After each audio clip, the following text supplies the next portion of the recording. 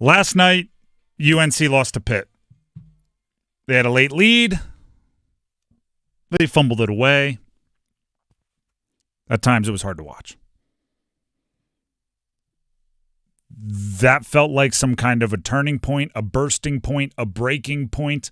Suddenly, the accounts on Twitter that had been defending UNC all season and defending and arguing against when we criticized them are going like, well, you know what, maybe this year, oh, you know what, maybe we need to have look at, and I'm going, By the way, I'm aware I did not finish any of those sentences. But when you're mad and angry and you just watched your team, sometimes the thoughts don't come all coherently.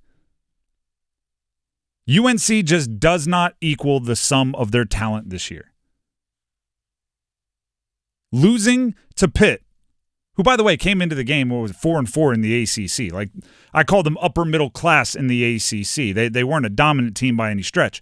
Losing to Pitt, despite out-rebounding Pitt, so you can't really say, oh, it's because of the size. Like, you didn't get bullied, you didn't get pushed around. Pitt didn't have 1 billion second chance points to your 0. Despite out-rebounding Pitt and shooting a higher percentage than Pitt is brutal. If you lose while winning the rebounding battle and shooting a higher percentage, I don't know what you look at, right? For that team, right? Obviously, other teams, if you're a massive turnover team, okay, there it is. Or if you are, the worst free throw shooting team in the country, all right. UNC, like, they don't have one of those things that you point to and go, there's the issue. It's just they find ways to lose. They're the reverse Kansas City Chiefs. Right, the Kansas City Chiefs, no matter how poorly they play, they're in a dogfight at the end and they win. UNC, it's almost like no matter how well some of the guys play, it seems like they're always in a dogfight near the end. I have some stats to back it up. I'm watching the game, right? UNC. Good mood off the Canes. I'm now watching the UNC game. Halftime, I go to scrolling on Twitter, and the UNC Basketball stats Twitter account, there's like an official UNC stats account. You can go follow it if you want to. Tweets this out. UNC shot 56.7% as a team in the first half, tying the second best shooting percentage in a first half this season. They then, parentheses, they shot 58.1% against Boston College. So that was best. This was tied for second best. Which, as I read it, I went, oh, wow, that's impressive. I guess they are shooting pretty well. And then my brain snapped out of it. And I went, they're only up 2. You're telling me a team with NBA caliber players, with a defending ACC player of the year, with guys that can fill it up, are having one of their best shooting games of the season, and they're ahead by 2 over Pitt? How in the heck does that happen? What kind of, and actually, Dennis, I'm going to have you go ahead and, do you have that comment you just brought up in the commercials? Go ahead. I do. Okay, perfect. We just teased UNC. We're going to talk about UNC going into the break, and somebody in our YouTube comments immediately responded with this. This one comes from Nicholas Walton. I think there's a real chance of UNC not making the tournament, the NCAA tournament, for the second time under Hubert Davis. Unfortunately, as much as I like him, he doesn't seem to bring, quote, it like John Shire. First of all, we'll have that conversation another day. We will. You start comparing the coaches, that we need room and space to handle that. But the it factor thing, what's the opposite of that? What's the opposite of it factor? When you're watching a team and you just go like, oh, man, they don't have it. Anti-charismatic, maybe? Something like that. Anti-magnetic and not – I don't know what it is, but that's what I feel. Who the heck is Zach Austin of Pitt? Zach Austin had the most it of anyone on the floor last night. He's a North Carolina guy. Yeah, true. You said he played at High Point, right? High Point from Winston-Salem. Ends up at Pitt. The thunderous two-hand dunk. He had 5 blocks, including a bunch on the perimeter. He's blocking like 3-point shots. Pump fake for me one time, will you? He's blocking shots in clutch moments. That's where, like, UNC has those players, right? That UNC is the team that has the ones with the it factor. Not this year. UNC has had a lead with less than I think it was 3 minutes to play against Kansas, Michigan State, Florida, Stanford, Pitt, lost all 6 of those.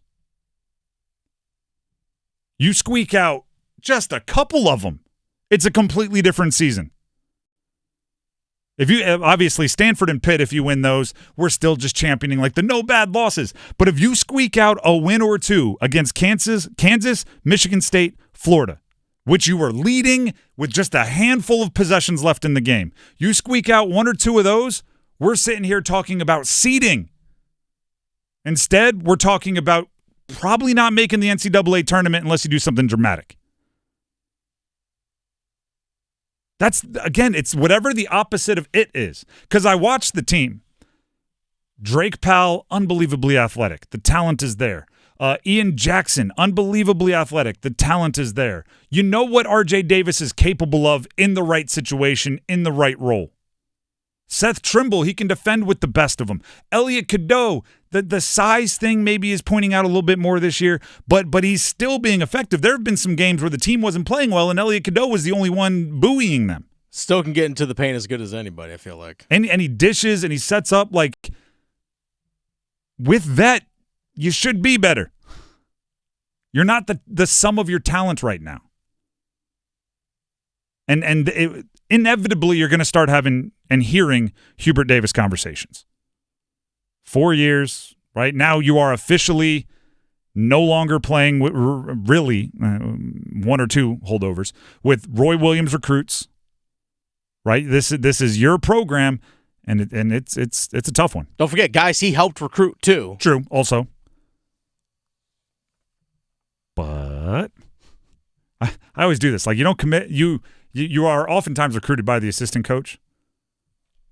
You're committing to the headliner, right? You're committing. I want to go play for Roy Williams, and that's a credit to Roy. I'm not a discredit to Hubert Davis. For a long time, that guy was synonymous with the program.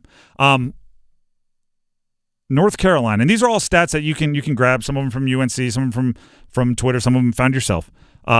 North Carolina is 20-30 in quad 1 games over the last 4 seasons. So that's since Hubert took over, and that includes the first year with the unbelievable run to the NCAA final, the next year where they returned, I should say, just about everybody, last year where they got as high as one of the top teams in the country at different points in the year, and this year where they're struggling. You combine all of that together, they're 10 games under 500 against the other top. Now, I don't even want to say top, like the other upper crust teams in college basketball. High-quality teams. It's something you don't get in professional sports because even the bad teams are professional athletes. You can be like 500 through 18 games having beaten nobody in college basketball because you scheduled, the non-conference tune-ups and you have some lower teams in your conference and all of that adds up. You take away the gimmies, UNC has not been UNC quality. And I'm not saying this as like, it's not a surprise. When you take a job, when you commit to UNC, when you put on that uniform, those colors, and those shoes, you understand what the expectations are. It's not to just beat the teams you should beat. It's to beat everybody. They had the banners to say so. Yeah. Like, that's your standard. Look up in the rafters of the Dean Dome. That's your standard. One of the things I absolutely love about UNC is the qualifications they set to have your jersey in the rafters. I love that there's like tangible things. You have to earn this award. You have to win this to get your number and your jersey up in the rafters because that's like they are a club that everybody wants to get into and they need a bouncer in their rafters. Most schools, if you're just pretty darn, like if you break the school record in scoring or whatever, you're up there 100%. If you're top 10 in a couple stats, you're up there because they want to celebrate the history of their program. UNC has so much history at their program that they're like, we take great players and have to find a way to bar them from going up in our rafters just so we have numbers and jerseys to wear for the next generation. Can't retire them all, right? Can't wear a single digit for the Yankees. You know what I mean? They're all retired. They've put barriers in place. And when you coach, when you play at that spot, 10 games below 500 against quad 1 teams is not going to get it done. Last night was rough.